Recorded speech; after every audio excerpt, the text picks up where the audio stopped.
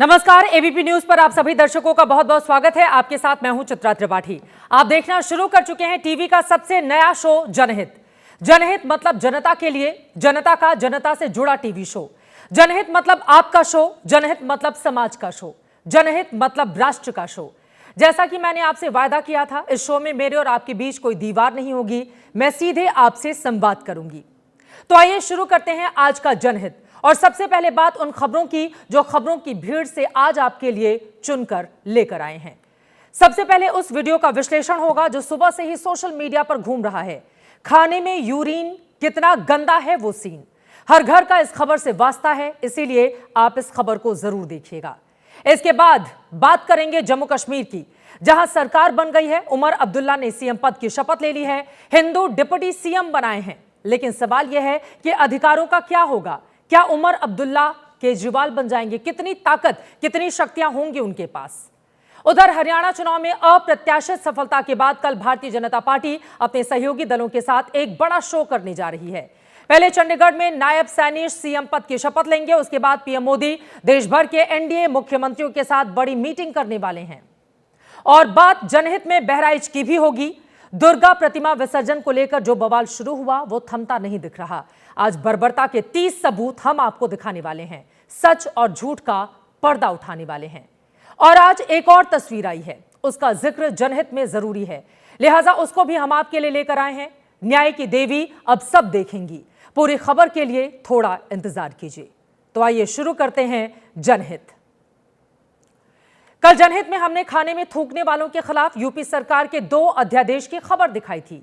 UP सरकार को यह कदम क्यों उठाना पड़ा, उसके बारे में विस्तार से जानकारी दी थी। आज इसी किस्त में एक घिनौनी करतूत देखिए।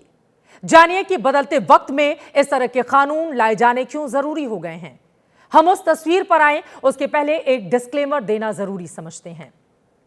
यह तस्वीर एबीपी न्यूज के दर्शकों को विचलित कर सकती है। हम जानते हैं कि यह आपके रात्रि भोजन का वक्त है, लेकिन हम ये भी मानते हैं कि आपके भोजन और सेहत को लेकर आपको सावधान करने का हर समय सही है। पिछले दिनों आपने कई वीडियो देखे होंगे कि कोई रोटी में थूक रहा है, कोई जूस में यूरिन मिलाकर बेच रहा है। इन्हें देखकर आपको घिन आई होगी और आपके मन में यह सवाल भी जरूर उठा होगा, कौन हैं ये लोग, कहां से आते हैं ये? अब वो वीडियो देखिए जो आपके डिनर का मजा खराब कर सकता है। वीडियो गाजियाबाद की एक पॉश सोसाइटी का है, जहां एक घर में खाना बनाने वाली को इस आरोप में गिरफ्तार कर लिया गया कि वो घर के लोगों को अपने यूरिन से आटा गूंथ कर बनाई गई रोटियां खिला रही थी। इस घर के लोगों को कई दिन से खाना कुछ अजीब सा लग रहा था, पेट में दिक्कतें हो रही थी। मेडिकल जांच कराई गई तो खाने में कुछ गड़बड़ी का अंदेशा निकला। घूम फिर कर शक खाना बनाने पर ही जा रहा था। सच्चाई पता करने के लिए एक दिन घर के लोगों ने किचन में एक हिडन कैमरा लगा दिया। उसके बाद कैमरे में जो कुछ रिकॉर्ड हुआ वो आपकी टीवी स्क्रीन पर है। यह सब देखने के बाद परिवार पुलिस थाने जा पहुंचा। पुलिस भी वीडियो देखकर हैरान रह गई। इसके बाद हाउसिंग सोसाइटी पहुंची और रीना नाम की इस मेड को गिरफ्तार करके थाने लेकर आई। रीना नामक महिला द्वारा आटे में पेशाब मिलाने का प्रकरण सामने आया। इस सूचना पर सुसंगत धाराओं में थाना क्रॉसिंग रिपब्लिक पर एक अभियोग पंजीकृत किया गया। उपरोक्त अभियुक्ता को GH7 सोसाइटी से थाना क्रॉसिंग रिपब्लिक टीम ने गिरफ्तार कर लिया है एवं आवश्यक वैधानिक कार्रवाई प्रचलित है। हर अपराध की कोई ना कोई वजह जरूर होती है, लेकिन इस मामले में वजह अब तक साफ नहीं है। कई सवाल हैं जो सुलझने अभी बाकी हैं। रीना ऐसे कितने घरों में खाना बनाने जाती थी? क्या और भी घरों में यूरिन से आटा गूंथती थी? बेहुदा हरकत के पीछे कोई गुस्सा था या फिर कोई कुंठा थी? लेकिन यहां हम आपसे एक और जरूरी बात जरूर कहना चाहेंगे। इस वीडियो को देखकर कृपया यह निष्कर्ष आप ना निकालें कि घर में काम करने वाली सारी मेड या सारे हेल्पर ऐसे ही होते हैं। ऐसा ना करें कि आज से अपने वफादारों को शक की नजर से आप देखने लगें। हम ये भी कहेंगे कि गंदगी को गंदगी ही माने, उसे मजहबी या सियासी चश्मे से ना देखें। हमारा कहना है कि सामाजिक बुराइयों को सियासी चश्मे से ना देखें, पर आपको लगता है कि क्या यह संभव है? आज उत्तराखंड की सरकार ने भी थूकने वालों के खिलाफ कानूनी सख्ती का संकेत दिया, तो इस पर भी सियासत गर्मा गई है।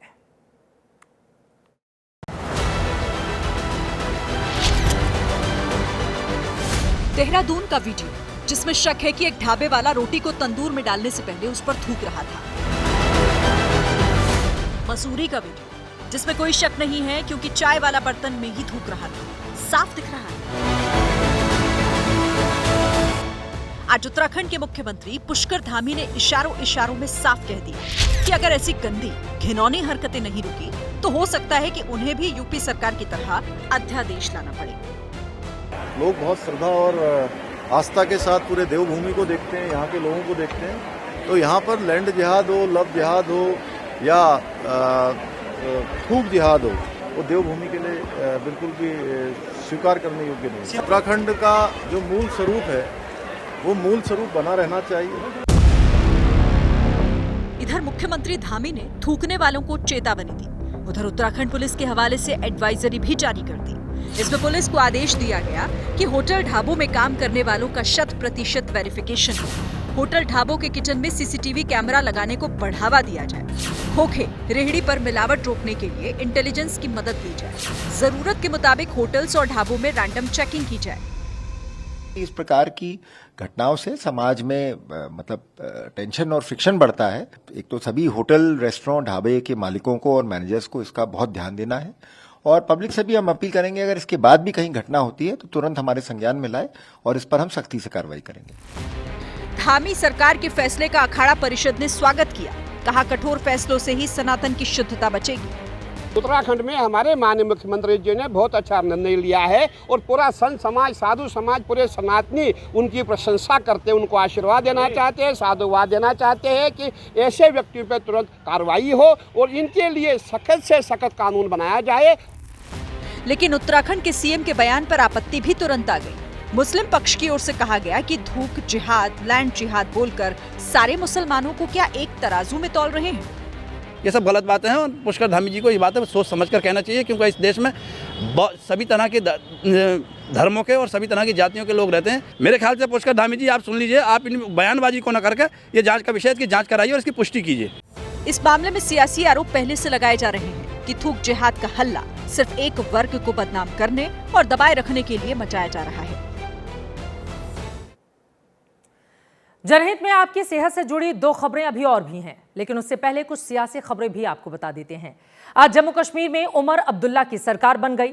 उमर अब्दुल्ला के साथ 5 मंत्रियों ने भी शपथ ली, लेकिन कांग्रेस इस सरकार में शामिल नहीं हुई है, जबकि राहुल गांधी और खड़गे शपथ समारोह में पहुंचे थे। तो पहले आप कांग्रेस की सरकार में शामिल ना होने की इनसाइड स्टोरी देखिए। I, Umar Abdullah, do swear in the name of God that I will bear true faith and allegiance to the Constitution of India as by law established. Omar Abdullah ने सीएम पद की शपथ ले ली है। साथ में 5 मंत्रियों को भी शपथ दिलाई गई। मैं सुरेंद्र कुमार चौधरी ईश्वर की शपथ लेता हूँ। I, Safina Nitu, do swear in the name of God. चौंकाने वाली बात ये रही कि साथ मिलकर चुनाव लड़ने वाली कांग्रेस उमर की सरकार में शामिल नहीं हुई है। सरकार को कांग्रेस ने बाहर से समर्थन देने का फैसला लिया है। कुछ मीडिया वालों से सुना ऐसा हुआ है कि कैबिनेट बर्थ पे ऐसा कोई है, अनबन है, लेकिन जो भी आगमन होगी तो इंशाल्लाह सॉर्ट आउट करेंगे। इंशाल्लाह लीडरशिप बैठी है, राहुल जी बैठे, उमर साहब बैठे, फारूक साहब बैठे, मिल बैठ के इंशाल्लाह ये तो सॉर्ट आउट करेंगे।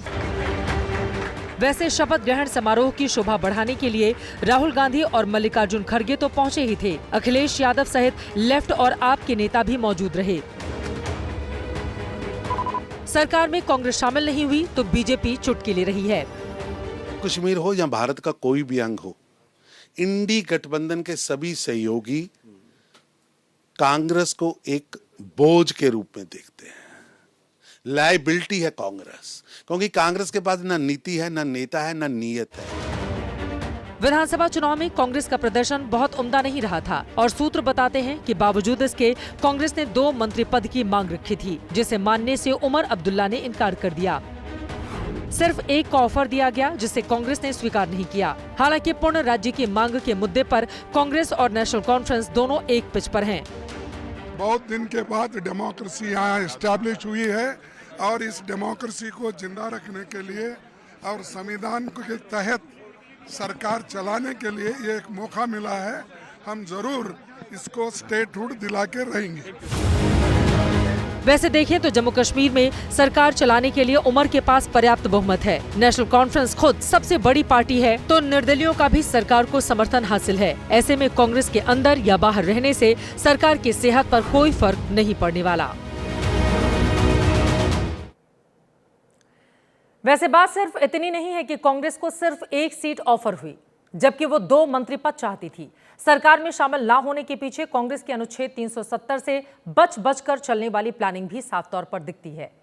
और इस प्लानिंग के पीछे है महाराष्ट्र और झारखंड का विधानसभा चुनाव। असल में कांग्रेस आर्टिकल 370 को लेकर फंसी हुई है। जम्मू कश्मीर के चुनाव में कांग्रेस 370 को लेकर कंफ्यूज दिखी, क्योंकि नेशनल कॉन्फ्रेंस तो खुलकर 370 वापस लाने की बात करती रही, उसके घोषणा पत्र में भी था। लेकिन कांग्रेस ना तो नेशनल कॉन्फ्रेंस का समर्थन कर पा रही थी और ना ही 370 के खिलाफ बोल रही थी। इस कंफ्यूजन का नतीजा रहा कि जम्मू रीजन में कांग्रेस को उम्मीद के मुताबिक सफलता नहीं मिल पाई। अब अगर कांग्रेस 370 वापस लाने की मांग करने वाली उमर सरकार का हिस्सा हो जाती तो महाराष्ट्र और झारखंड के चुनाव में बीजेपी उस पर सवाल खड़े करती, क्योंकि 370 का मुद्दा सिर्फ एक रीजन या एक राज्य तक सीमित नहीं है। इसका प्रभाव राष्ट्रव्यापी है, क्योंकि देश के हर कोने का वोटर 370 से खुद को जोड़कर देखता है। राजनीतिक जानकार ये मान रहे हैं कि हो ना हो कांग्रेस के रणनीतिकारों को इसका अंदाजा हो गया, लिहाजा उन्होंने अभी के लिए सरकार में बाहर से ही शामिल होने का फैसला लिया। सच्चाई क्या है इस बात को कांग्रेस जानती है, लेकिन राजनीति में कदम तो फूंक फूंक कर रखने ही होते हैं, जिसको लेकर कांग्रेस आगे बढ़ रही है। वैसे उमर अब्दुल्ला ने आज बीजेपी को भी एक झटका दिया है। उमर ने एक हिंदू को डिप्टी सीएम बनाकर जम्मू बेल्ट में बीजेपी को चुनौती दे दी। ये डिप्टी सीएम सुरेंद्र चौधरी वही हैं जिन्होंने बीजेपी के प्रदेश अध्यक्ष रविंद्र रैना को हराया है। सुरेंद्र कुमार चौधरी ईश्वर की शपथ लेता हूं कि मैं विधि द्वारा स्थापित भारत के संविधान के प्रति सच्ची श्रद्धा और निष्ठा रखूंगा। जिस तरह कांग्रेस ने सरकार में शामिल न होकर चौंकाया, ठीक उसी तरह उमर अब्दुल्ला ने सुरेंद्र कुमार चौधरी को डिप्टी सीएम बनाकर हैरान कर दिया। सुरेंद्र चौधरी 2022 तक पीडीपी के नेता हुआ करते थे। महबूबा मुफ्ती से मतभेद होने के बाद 2022 में बीजेपी में शामिल हुए। चुनाव से पहले बीजेपी छोड़ नेशनल कॉन्फ्रेंस में गए। जो रविंद्र रैना इन्हें पीडीपी से बीजेपी में लेकर आए थे, उन्हीं रैना को नौशेरा के चुनावी जंग में करीब 8000 वोटों से हराया और अब उमर अब्दुल्ला ने सरकार में नंबर 2 बना दिया। सुरेंद्र चौधरी पीडीपी से एमएलसी भी रह चुके हैं। 2014 के विधानसभा चुनाव में बतौर पीडीपी उम्मीदवार नौशेरा से चुनाव लड़े थे, लेकिन तब उन्हें रविंद्र रैना ने हराया था। इस बार रैना से उन्होंने हिसाब बराबर किया और लंबी सियासी छलांग लगा दी। सुरेंद्र चौधरी जाट समुदाय से ताल्लुक रखते हैं। नेशनल कॉन्फ्रेंस में हिंदुओं का सबसे बड़ा चेहरा बन गए हैं। सुरेंद्र चौधरी सहित कुल 5 मंत्रियों ने आज शपथ ली, जिनमें 2 हिंदू हैं। निर्दलीय चुनाव जीते सतीश शर्मा को भी मंत्री बनाया गया है, जो कि लाल चुनरी गले में डालकर शपथ लेने पहुंचे थे। शपथ के बाद शर्मा ने जय माता दी के नारे भी लगाए।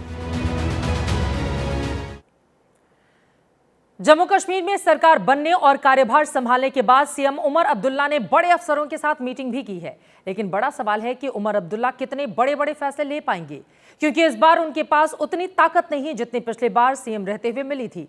इस बार जब उमर सीएम बने हैं तो एक केंद्र शासित प्रदेश के मुख्यमंत्री बने हैं। उनके कई अधिकारों पर अब एलजी का अधिकार है। पुलिस, कानून व्यवस्था, ब्यूरोक्रेसी पर सीधे उपराज्यपाल का नियंत्रण होगा। कोई भी बिल विधानसभा में पेश करने, कानून बनाने के लिए एलजी की इजाजत जरूरी होगी। राज्य सूची से जुड़े हुए मसलों पर सरकार कानून बना सकती है, लेकिन नियंत्रण एलजी का होगा। वित्तीय विधेयक के लिए संशोधन के लिए उपराज्यपाल की सिफारिश जरूरी होगी। उपराज्यपाल की मंजूरी के बाद ही अफसरों की ट्रांसफर पोस्टिंग हो पाएगी। 5 अगस्त 2019 को जम्मू कश्मीर से विशेष राज्य का दर्जा छिन गया था। केंद्र सरकार ने उस दिन जम्मू कश्मीर को 2 हिस्सों में बांटकर लद्दाख को अलग केंद्र शासित प्रदेश बनाया और जम्मू कश्मीर विधानसभा को निलंबित करते हुए राष्ट्रपति शासन लगा दिया था। जम्मू कश्मीर में सरकार बनते ही उधर कश्मीरी पंडितों की वापसी का मुद्दा भी गरमाने लगा है। चुनाव में दोनों ओर से कश्मीरी पंडितों की घर वापसी के वायदे किए गए थे। एबीपी न्यूज घाटी में कश्मीरी पंडितों की वापसी की संभावनाएं जानने के लिए उस इलाके में पहुंचा जहां से 90 के दशक में इन्हें बेदखल किया गया था। जनहित में एबीपी न्यूज के रिपोर्टर अहमद बिलाल की ये एक्सक्लूसिव रिपोर्ट देखिए।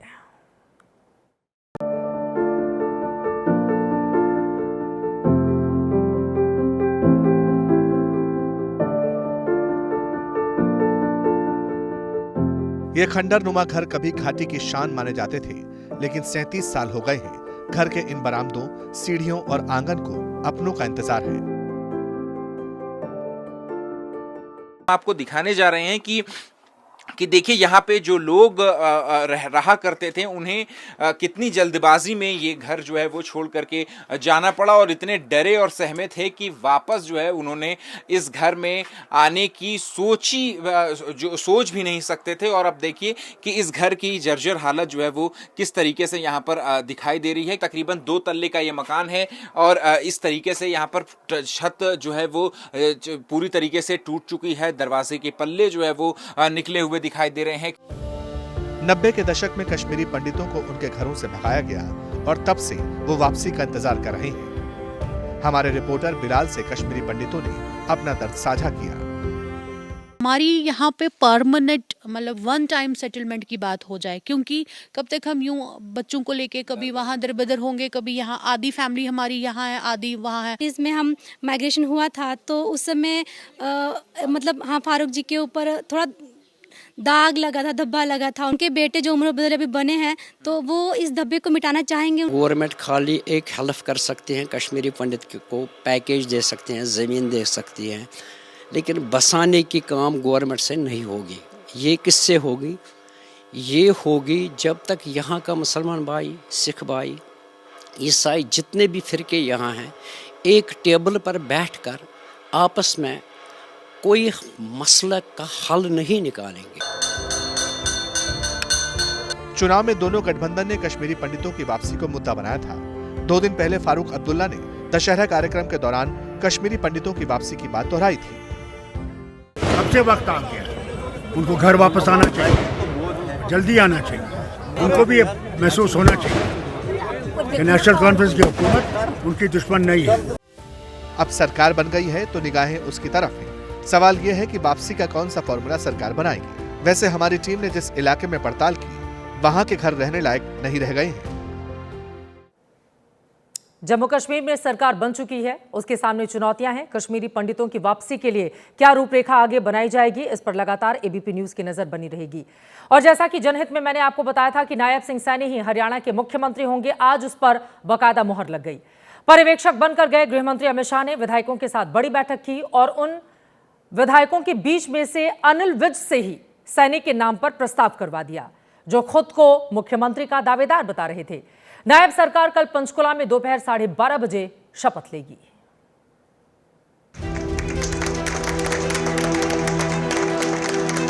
नायब सिंह सैनी के नाम का गृहमंत्री अमित शाह ने ऐलान किया, फूलों का गुलदस्ता देकर स्वागत किया और फिर एक एक करके तमाम नेताओं की तरफ से सैनी को शुभकामनाएं देने का सिलसिला शुरू हो गया।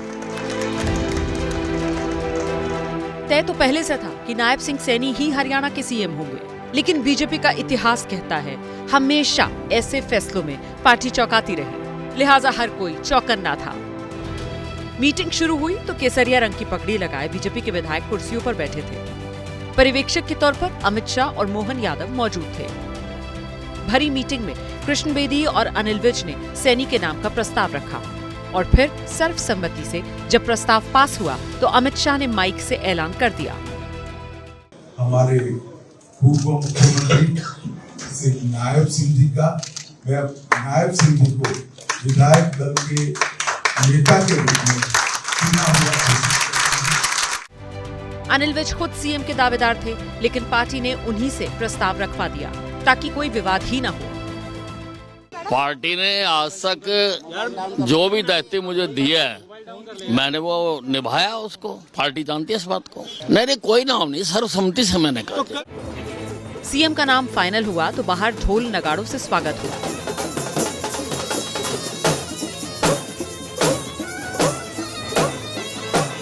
अंदर नेताओं ने सैनी का मुंह मीठा करवाया। इसके बाद पार्टी के नेता राजभवन गए, सरकार बनाने का औपचारिक तौर पर दावा पेश किया।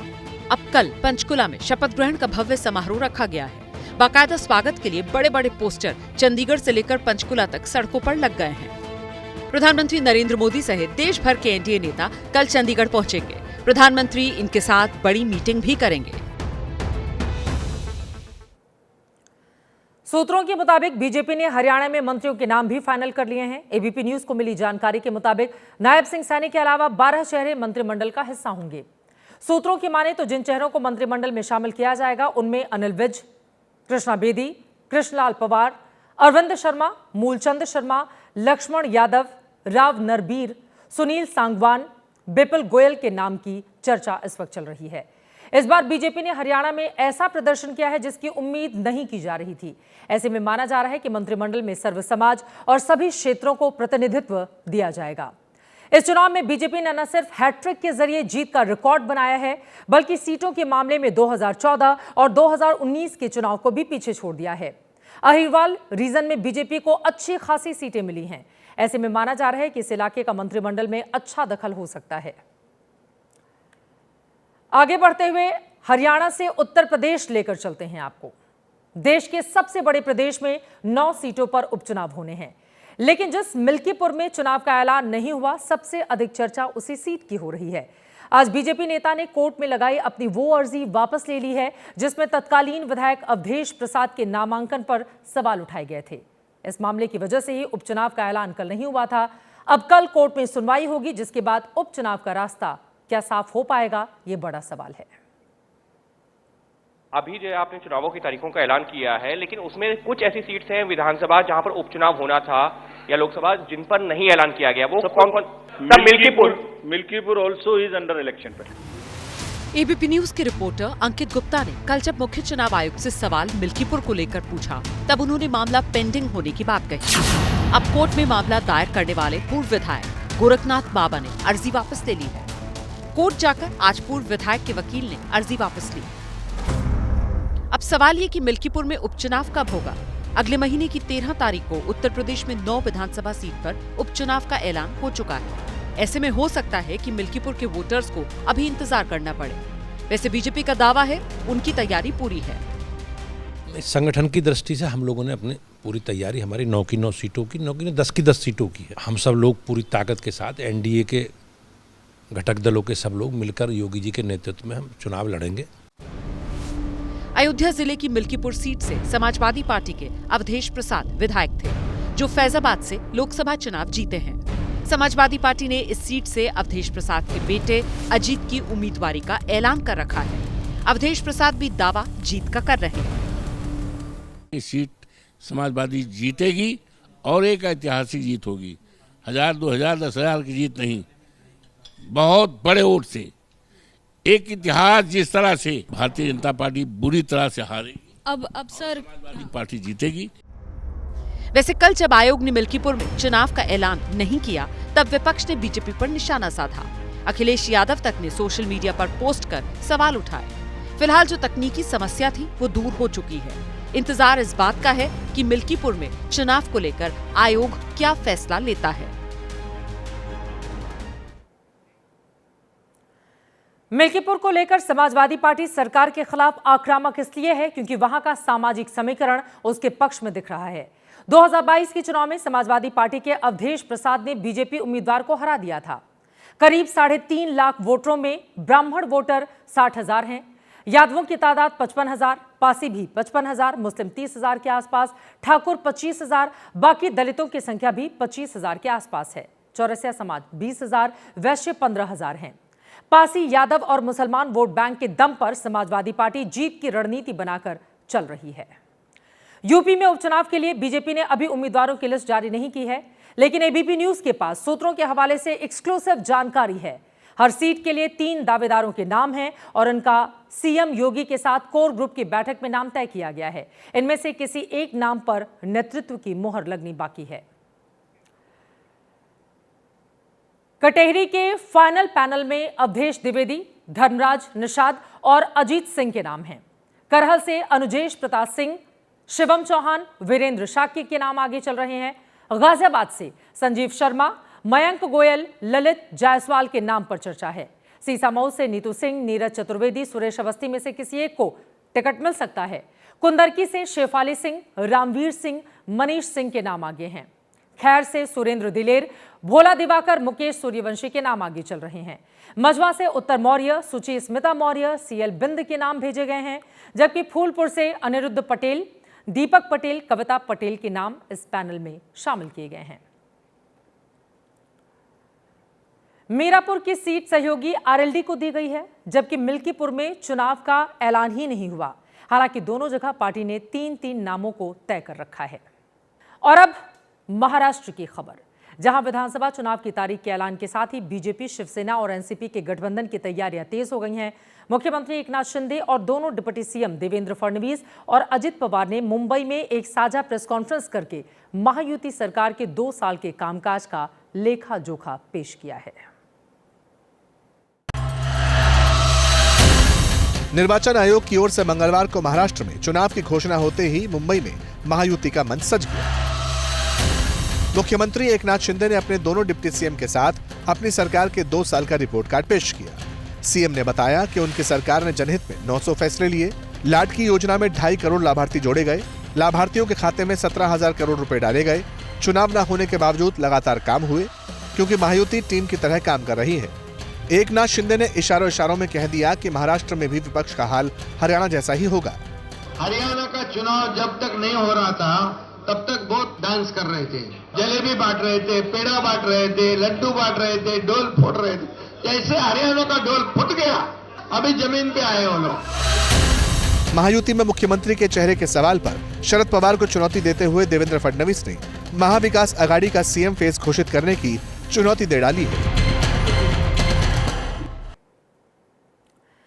राजनीतिक खबरों से बाहर निकलते हुए एक बड़ी खबर का रुख करते हैं। बीते कुछ वक्त से एक नया ट्रेंड देखने को मिल रहा है और ये ट्रेंड है फर्जी धमकी देने का।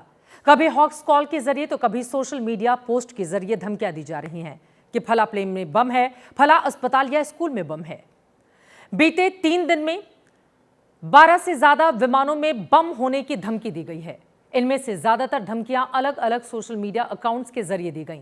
हालांकि जांच के बाद सारी धमकियां अफवाह ही साबित हुई, लेकिन जांच एजेंसियों की दलील है कि बगैर पूरी जांच लिए किसी भी धमकी को खारिज नहीं किया जा सकता। एजेंसियों का कहना है कि ऐसे फर्जी धमकियों से प्रशासन, जांच एजेंसियों के साथ साथ पैसेंजर्स की भी मुश्किलें, मुसीबतें बढ़ जाती हैं, क्योंकि धमकी मिलने के बाद कई विमानों की दूसरी जगहों पर इमरजेंसी लैंडिंग करवानी पड़ी। एयर इंडिया की दिल्ली शिकागो फ्लाइट में बम की धमकी मिली तो एहतियात के तौर पर उसे कनाडा के एयरपोर्ट पर उतारना पड़ गया। मंगलवार को ही जयपुर से अयोध्या जा रही एयर इंडिया की फ्लाइट में बम की धमकी मिलने के बाद उसकी पूरी जांच की गई। मंगलवार को ही सिंगापुर जा रही एयर इंडिया एक्सप्रेस की फ्लाइट में बम होने की झूठी धमकी दी गई थी। इसके पहले सोमवार को मुंबई से न्यूयॉर्क जा रही एयर इंडिया की फ्लाइट में भी बम होने की धमकी मिली थी। फ्लाइट डाइवर्ट होने और परेशानी के एवज में एयर इंडिया ने कानूनी कार्रवाई और हर्जाना वसूलने की बात कही। आज भी इंडिगो और अकासा एयरलाइंस के 2 विमानों में बम होने की धमकी मिली है। भारत सरकार ने इन धमकियों को गंभीरता से लिया है और ऐसे कॉलर्स और सोशल मीडिया अकाउंट्स के खिलाफ कड़ी और बड़ी कार्रवाई का ऐलान किया गया है। सूत्रों के हवाले से जो जानकारी मिल रही है उसके मुताबिक हॉक्स कॉल करने वाले यात्रियों के 5 साल तक हवाई यात्रा करने पर बैन लगाने का सुझाव दिया गया है। विमान में बम की झूठी खबर देने वाला पकड़ा गया है। बड़ी खबर, बड़ी जानकारी आपको देते हैं। एक नाबालिग आरोपी हिरासत में लिया गया है। नाबालिग ने दूसरे के एक्स हैंडल से दी थी धमकी। एक्स हैंडल का मालिक भी हिरासत में लिया गया है। नाबालिग ने विमान में बम होने की धमकी दी थी। 14 अक्टूबर को एक्स पर धमकी भरा मैसेज दिया था। मुंबई के सहार थाने में यह केस दर्ज हुआ था। मुंबई पुलिस ने छत्तीसगढ़ से दोनों को पकड़ लिया है। नाबालिग ने विमान में बम होने की धमकी दी थी। फिलहाल उसको पकड़ा जा चुका है और उससे लगातार की जा रही है पूछताछ। हमको राजनांदगांव छत्तीसगढ़ यहाँ से ये किसी ने ट्वीट किया है, ऐसा प्राइमरी इंफॉर्मेशन थी, जिसके ऊपर से हमारी टीम ने राजनांदगांव जाके भी इन्वेस्टिगेशन किया और जेजे बोर्ड के सामने हमने एक माइनर को हाजिर किया, जिन्होंने उसका रिमांड होम में कस्टडी 18 तारीख तक हमको दी है। इसके अलावा एक और मेजर व्यक्ति है जिसको हम क्वेश्चनिंग के लिए उसको भी हम क्वेश्चनिंग कर रहे हैं। और अब खबर यूपी के बहराइच से। दशहरे के दिन उन्मादी हिंसा का शिकार हुए रामगोपाल मिश्रा की पोस्टमार्टम रिपोर्ट में हैरान करने वाले खुलासे हुए हैं। एबीपी न्यूज के पास पोस्टमार्टम रिपोर्ट की कॉपी है, जिसमें लिखी एक एक बात चीख चीख कर उस नौजवान से हुई बर्बरता की गवाही दे रही है।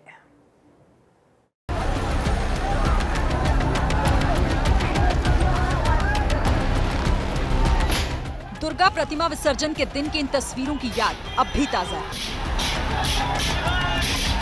यही वो वक्त था जब धर्म विशेष से जुड़े हुए कुछ लोगों ने डीजे बजाने और धार्मिक झंडा उतारने के विवाद में 22 साल के रामगोपाल मिश्रा की बेरहमी से हत्या कर दी थी। अब रामगोपाल मिश्रा की पोस्टमार्टम रिपोर्ट में चौंकाने वाली जानकारियां सामने आई। रिपोर्ट के मुताबिक रामगोपाल मिश्रा के शरीर पर 25 से 30 छर्रों के निशान मिले हैं। रामगोपाल को कितनी गोलियां मारी गई थी, इसकी पुख्ता जानकारी छर्रों की बैलिस्टिक रिपोर्ट के बाद ही पता चल पाएगी। रिपोर्ट में लिखा है कि रामगोपाल के नाखून भी उखाड़े गए थे। पैरों में जलने और चोट के निशान से जाहिर होता है कि उसे करंट भी दिया गया था। चेहरे और आंखों पर भी चोट के गहरे निशान मिले हैं।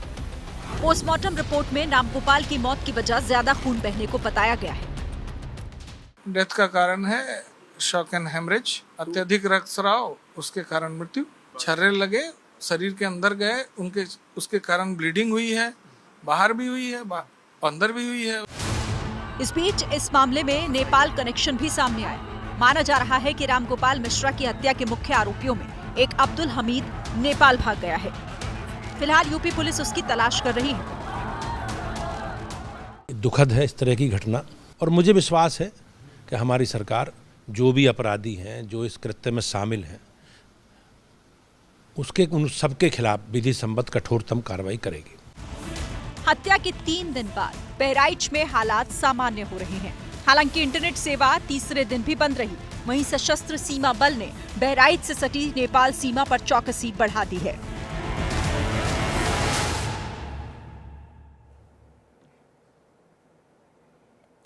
आज वर्ल्ड फूड डे यानी कि विश्व खाद्य दिवस है, और अब जो खबर हम आपको दिखाने जा रहे हैं उसमें हमारा बस इतना ही कहना है कि जो भी खाएं पौष्टिक खाएं और आंखें खोलकर खाएं, क्योंकि सवाल आपकी जिंदगी का है। सबसे पहले अपने टीवी स्क्रीन पर 2 तस्वीरें आप देखिए, फिर मैं आपको बताऊंगी कि मैं इसे आपकी जिंदगी से आखिर क्यों जोड़ रही हूं। एक और आप सौंफ और जीरे का भंडार देख रहे हैं जो आपके भोजन का हिस्सा है। स्वाद सेहत के लिए जरूरी है। दूसरी ओर आप सीमेंट देख रहे हैं। सीमेंट भी आपकी जिंदगी का जोड़ है, क्योंकि आप जहां पर इस वक्त बैठे हुए हैं उस घर की छत इसी सीमेंट की मजबूती पर टिकी हुई है। सीधे तौर पर देखें तो सौंफ जीरे का सीमेंट से कोई रिश्ता है नहीं, लेकिन कुछ धोखेबाजों का दोनों से ही मुनाफे का रिश्ता है, और इस मुनाफे के लिए वो आपकी जिंदगी से खिलवाड़ कर रहे हैं। गुजरात के मेहसाणा की फैक्ट्री को आप धोखेबाजी का जीरा लोग भी कह सकते हैं। इतना नकली जीरा आपने पहले कभी नहीं देखा होगा। एक खास किस्म की घास होती है जिसे पानी में उबालकर फिर गुड़ के शीरे में पकाया जाता है। उसके बाद पथरीली मिट्टी में छानकर सूखने के लिए धूप में रख दिया जाता है। सूखने के बाद यह घास बिल्कुल जीरे जैसे दिखती है। बस यही खेल इस फैक्ट्री में सालों से चल रहा था। नकली सौंफ का साइंस भी समझाते हैं। इसी जंगली घास पर जब हरा रंग चढ़ाकर उसे सुखाया जाता है तो असली और नकली सौंफ में अंतर करना मुश्किल हो जाता है। यहां पर सड़ी बासी सौंफ का भी भंडार मिला, जो हरा रंग चढ़ाकर यानी एक तरह से पॉलिश करके बेचने को तैयार किया जा रहा था।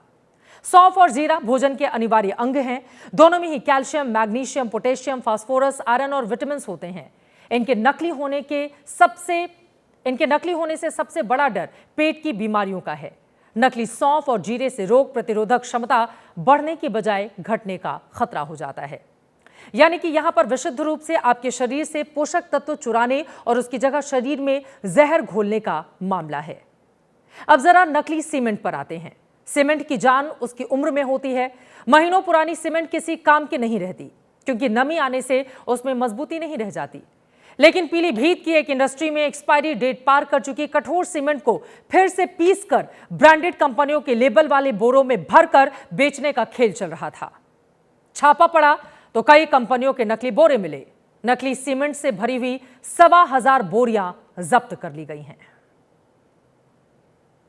1200 के करीब में सीमेंट के कट्टे प्राप्त हुए हैं, जिसमें सभी जो है एक्सपायर्ड थे, कुछ जो है रीपैकिंग वाले थे, और लगभग 200-250 के करीब में खाली जो है पैकेट प्राप्त हुए, जो अल्ट्राटेक कंपनी नाम के ब्रांडेड कंपनी का खाली रैपर प्राप्त हुआ था। प्रशासन का एक्शन बयान आपने देख लिया, लेकिन पीलीभीत के उन लोगों का क्या जिनके नए नए मकानों के लिए सीमेंट की सप्लाई इसी गोदाम से हुई थी? अब उनके मन से ये डर कैसे निकले? अब खबर न्याय की देवी की करेंगे। अब तक हमने न्याय की देवी की जितनी भी मूर्तियां या तस्वीरें देखी हैं, उनमें उनके एक हाथ में तराजू, दूसरे हाथ में तलवार और आंखों पर पट्टी दिखी। लेकिन सुप्रीम कोर्ट परिसर में न्याय की देवी की एक नई मूर्ति लगाई गई है, जिसकी आंखों पर पट्टी नहीं है और न ही हाथ में तलवार है। यह मूर्ति जजों की लाइब्रेरी में लगाई गई है और लगाए जाने के बाद से ही चर्चा में है। सफेद पत्थर से बनी इस न्याय की देवी के हाथ में तराजू तो है, लेकिन आंखों पर पट्टी नहीं है। वहीं दूसरे हाथ में तलवार की जगह संविधान है। यानी सांकेतिक तौर पर यह मूर्ति यह संदेश दे रही है कि कानून अंधा नहीं है और अब सबको देश के संविधान के आधार पर इंसाफ मिलेगा। बताया जा रहा है कि यह मूर्ति चीफ जस्टिस डीवाई चंद्रचूड़ की पहल पर लगाई गई है। और अब जनहित में वो खबर जो डराती भी है और सवाल भी उठाती है। बिहार के सीवान और छपरा में जहरीली शराब ने एक बार फिर से कोहराम मचाया है। जहरीली शराब पीने से सीवान में 7 और छपरा में 2 लोगों की मौत हो गई। और यह सब उस बिहार में हुआ जहां पूरी तरह से शराबबंदी है।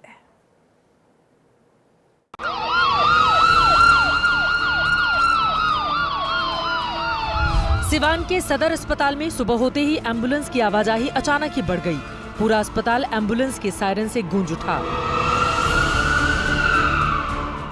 एक के बाद एक मरीज आते गए और अस्पताल में एडमिट होते गए। बताया गया कि सिवान के माघर गांव के कुछ लोगों ने बीती रात जहरीली शराब पी थी, जिसके कुछ ही देर के बाद सबकी तबीयत बिगड़ने लगी। जब तक लोग कुछ समझ पाते और अस्पताल पहुंचा पाते, तब तक तो जहरीली शराब के कहर का असर भी शुरू हो चुका था। जानकारी के मुताबिक जहरीली शराब पीने से सीवान के माघर गांव में 7 लोगों की जान चली गई, जबकि 1 दर्जन से ज्यादा लोगों का इलाज सीवान के सरकारी अस्पताल में चल रहा है। मामला शराब से जुड़ा था, इसीलिए पुलिस से बचने के लिए लोगों ने रातों रात कुछ मृतकों का अंतिम संस्कार भी कर दिया। यहाँ तो बहुत दिन से बिक रहा है साल, 3-4 साल से बिक रहा है। प्रशासन मिला हुआ है, चौकीदार बोलता है कि लाहा से जरा दीजिए, चौकीदार सर्वे मिला हुआ है। सिवान के सदर अस्पताल में भर्ती कुछ लोगों की हालत काफी गंभीर है, जिसे देखते हुए उन्हें इलाज के लिए पटना मेडिकल कॉलेज रेफर किया गया। 2 चौकीदार हैं, उसको तुरंत निलंबित कर दिया गया है। साथ ही में स्थानीय थाना प्रभारी और मद्य निषेध का थाना महाराजगंज पड़ता है, जिसके क्षेत्र में यह जगह पड़ता है, वहाँ पे भी हमारे एसआई और एएसआई पोस्टेड हैं। उनके विरुद्ध भी कार्रवाई की जा रही है। एसआईटी गठन करके एसपी साहब के द्वारा लगातार छापेमारी की कार्रवाई की जा रही है। जहरीली शराब का कहर सिर्फ सिवान तक ही सीमित नहीं है, बल्कि पड़ोसी जिले छपरा में भी शराब के कहर ने 2 लोगों की जान ले ली, जबकि 2 लोगों की आंखों की रोशनी चली गई है। अस्पताल में भर्ती लोगों ने बताया कि 2 दिन पहले उन्होंने कच्ची शराब पी थी, जिसके बाद उनकी तबीयत बिगड़ गई। सिवान और छपरा की ये घटनाएं सिस्टम पर सवाल खड़े करती हैं, क्योंकि नीतीश राज में बिहार में शराब पर पूर्ण पाबंदी है। बिहार पुलिस भी पूरी सख्ती का दावा करती है, लेकिन तमाम दावों और वायदों के बाद भी जहरीली शराब गरीबों की मौत का कारण बन रही है।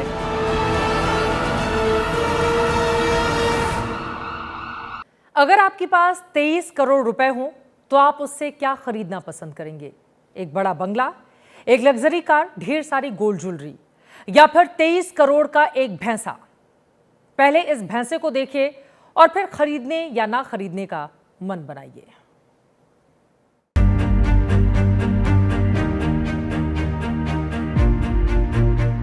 मेरठ के कृषि विश्वविद्यालय में लगे इस पशु मेले में सबकी नजरें अनमोल नाम के इस भैंसे पर जाकर टिक जाती हैं।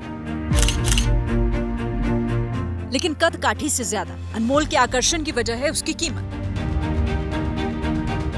अनमोल नाम के इस भैंसे की कीमत 1 या 2 नहीं, बल्कि पूरे 23 करोड़ रुपए है।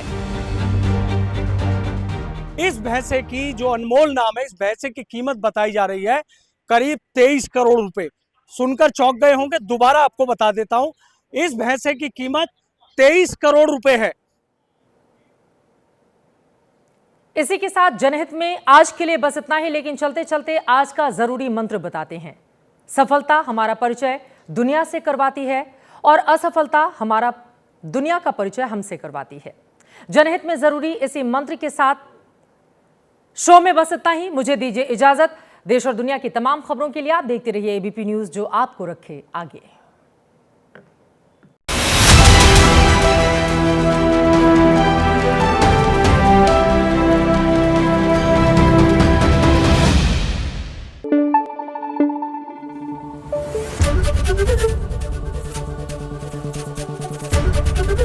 एबीपी न्यूज आपको रखे आगे।